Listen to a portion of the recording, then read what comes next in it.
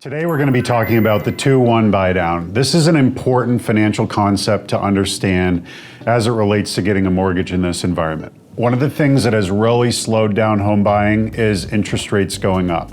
And a lot of buyers see rates at 7.5% or 8% and they're like, I'm just not going to buy a home at that rate. And many people don't know that they can actually buy that rate down at closing so that you can actually secure yourself a rate that's lower for the first year or two of the payments so that you can help, make the buying of the home achievable by having a lower payment because the rate is lower. So that's what we're going to look at. With a 2-1 rate buy down, essentially what you do is at the beginning of buying the home, you secure a lower rate with the lender by paying for that rate up front as a closing cost. So essentially what you're able to do is structure this in a number of different ways. You can have the seller pay for it.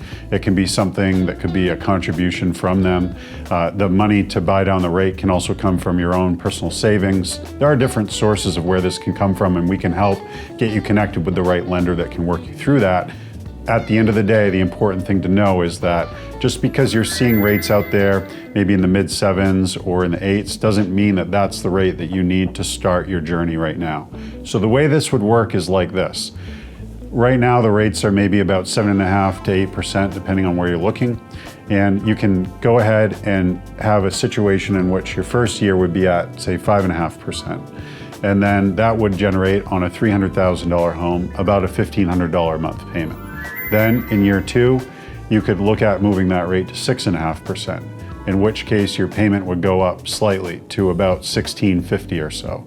And then in year 3, you would go up to the 7.5% rate, which would put you in the mid-1800s for a payment. So as you can see, now you're able to start your journey of buying the home by qualifying for the loan because the payment is lower.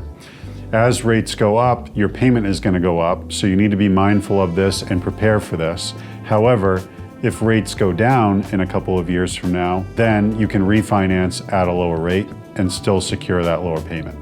So what this is really focused on doing is helping you get into that home with a lower payment, and then as you continue on your home ownership journey, you can keep an eye on what's going on with rates. If they go down, you can refinance. If they go up, you're still going to be locked in at that rate in the mid-7s or whatever it is that's negotiated when you started, so that you're not going to be hurt by those rates continuing to go up like you would with a true adjustable rate mortgage.